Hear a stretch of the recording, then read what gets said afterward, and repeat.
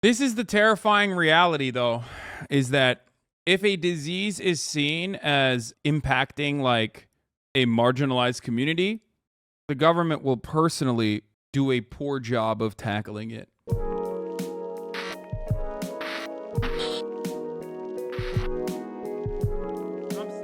I want to talk more about Ben Shabibo, and we'll also get back to the AIDS crisis and how the AIDS crisis changed the LGBT movement, especially as it pertains to what we are talking about today with respect to monkeypox. So we'll look at this really quickly, okay? We'll look at this, and then we'll get back to Ben Shabibo and feminism. To the gay rights movement. It took decades to reach marriage equality after nationwide demonstrations, even celebrities becoming activists. Medical experts agree that we are in the midst of an epidemic. But was it the AIDS crisis and its human toll that really accelerated gay rights in America? Some people say, yeah, it was, but not without an immense cost. It was crushing. It was like nothing else that I had ever experienced. It was like Russian roulette. We didn't know.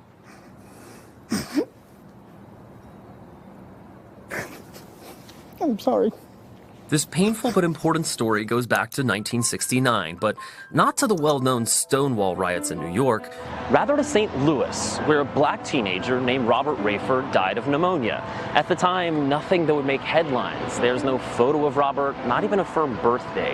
And what doctors wouldn't figure out until many years later was that Robert had AIDS, likely making him the first AIDS death in America 50 years ago and 12 years before we ever knew what it was. It's unimaginable from when we started that we could ever get to the point we're at today. It's been incredible progress, but there's still a lot to do. I think that's what people lose sight of. Dr. Currier researches HIV/AIDS at UCLA, the same place that was first to report the disease in 1981, prompting an alert from the CDC and sending doctors and the media scrambling to explain what some people simply began calling gay cancer. Which shows that the lifestyle of some male homosexuals has triggered an epidemic of a rare form of cancer. I had a friend named Bernard who told me he had gay cancer.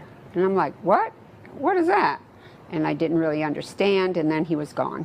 Do you know what I mean? He died. Yeah. That sort of story began playing out across the country as hospitals became overwhelmed by AIDS, especially the one not far from the Castro, San Francisco General, where Rita volunteered and Allison and Cliff worked as nurses. After the intensive care units filled up, then we started spilling over into the regular units of the hospital. And so that's when things really got kind of out of hand, actually. Some nurses feared this unknown, unnamed disease so much they wouldn't even go near someone with AIDS. The fear was pervasive. Carrying an exposed needle, contaminated needle, is a lot like pointing a loaded gun. But something different began to happen at San Francisco General. Cliff Morrison saw his friends getting sick, dying, and realized AIDS patients needed a special kind of care, which led to the creation of the nation's first AIDS ward, 5B, also the name of a new documentary. The film also, I think, starts out with you revisiting part of... Oh, that was hard.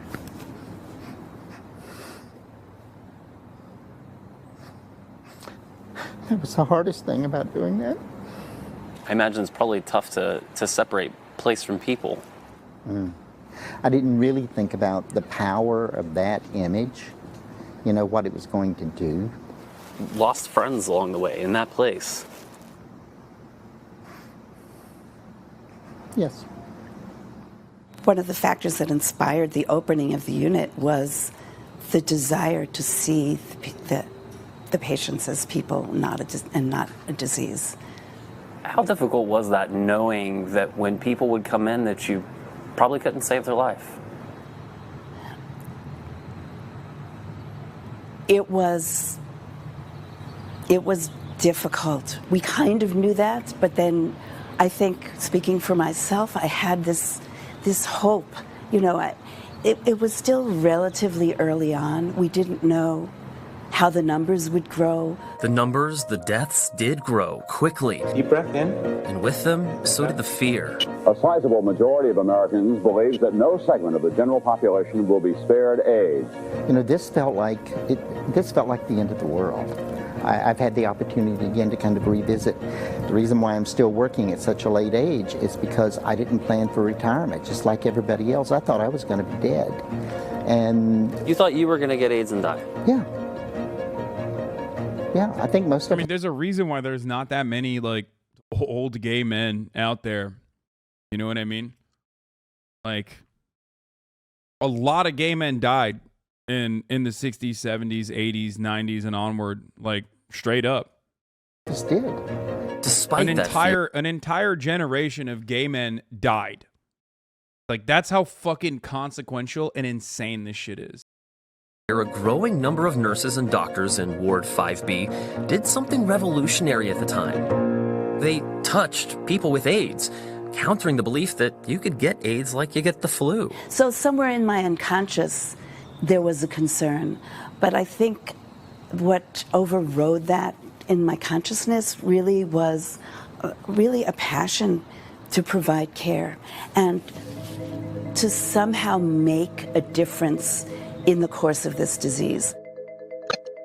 Every single day, AIDS. This is the terrifying reality, though, is that if a disease is seen as impacting like a marginalized community, the government will personally do a poor job of tackling it. They will not give enough resources to it out of negligence, or I would go so far as to say literally out of criminal negligence, like malicious negligence, purposeful negligence, specifically because they're saying, you know, it's just the gay people doing, it's just the gay people dying, and, you know, it's a consequence of their moral degeneracy. Ronald Reagan did not mention the word AIDS publicly for 5 years. Like, when people say, like, oh man, Donald Trump did a lot of COVID, anti-COVID propaganda, ultimately, the Donald Trump administration's handling of COVID, or rather mishandling of COVID, was gigantic and super impactful. But the speed in which the global community tackled this issue head first, developed vaccines, and mass released it as quickly and efficiently as they possibly could, makes it entirely different than the AIDS epidemic. Okay? You cannot comprehend it. You cannot understand. It's just like not to even, you know, compare catastrophic disasters, but straight the fuck up. They avoided it, and they saw it as like an ultimately good thing that these people were dying. It was poor people, it was black people, it was queer people, it was trans people, it was gay people that were dying, and it was drug users that were dying of AIDS. So they didn't care. They considered them to be fucking, you know, personally responsible for their own demise, and that they were being punished for their moral degeneracy or moral decay or whatever the fuck. AIDS kills all kinds of people randomly. This was hysteria. This was fear-mongering. This was craziness. And somebody had to stand up and say, you got to stop this. This can't go on. The caregivers at 5B were basically doing their own form of activism, trying to show the world that AIDS patients deserve to be treated like everyone else. This is an NBC News special report. And they spread that message on national television. What about that, Dr. Bolberding? What are you learning in San Francisco? One of the tragedies of the disease is that a person can be infected and feel and appear perfectly healthy and be contagious. At the same time, something was happening outside hospital walls, on America's streets. As pride parades grew, marches and protests also exploded right along with the AIDS epidemic. Yet the gay community quickly got the message about AIDS. One of those AIDS activists was Terry Beswick, photographed here protesting in front of San Francisco police to send a message to his LGBTQ allies. That they can do something about it, that they can fight back, that they can organize and stage a protest. Terry's now the executive director of the GLBT Historical Society, and he made a really important point during our conversation. The AIDS crisis galvanized the LGBTQ community like nothing had before, not even Stonewall. Because I low-key kind of hate this narrative, though. I mean, it's like, yeah, dude, a lot of gay people were dying, so let's look at the positives, you know? You know, a lot a lot of queer people fucking got brutally massacred as a consequence of government inaction in the face of this viral disease that was killing people left and right.